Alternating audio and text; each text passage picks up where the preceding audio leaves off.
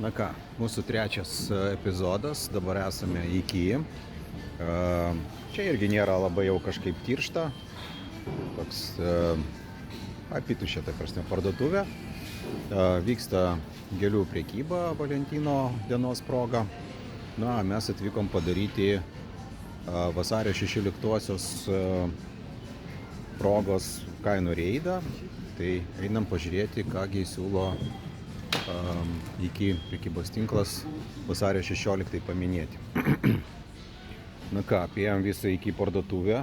Čia iki Fabioniškės, centrinė, pavadinkim taip, ir nėra nei vėliavų, kažkokių kitokių atributų.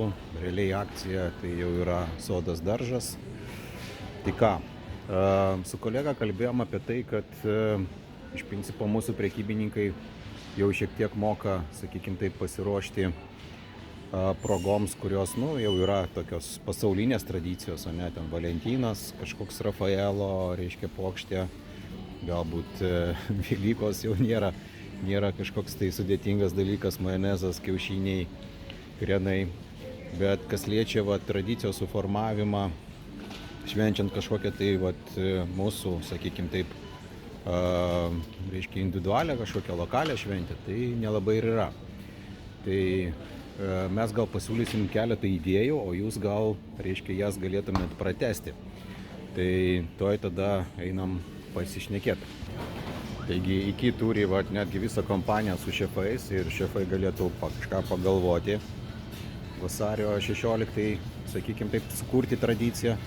Tai galbūt galėtų būti bulviniai kažkokie patiekalai, apie kuriuos jau kalbėjom. Cepelinai, kugelis atitinka mūsų vasario, reiškia, orus. Riebus, tautinis, su grietinė, su spirgučiais. Bet galbūt ir kažkokių tai, nežinau, salotų, gal kažkokių saldumynų, dar kažko, ką galima būtų iš tikrųjų, reiškia, sakykim taip, ilgainiui bėgant susieti su šitą tradiciją.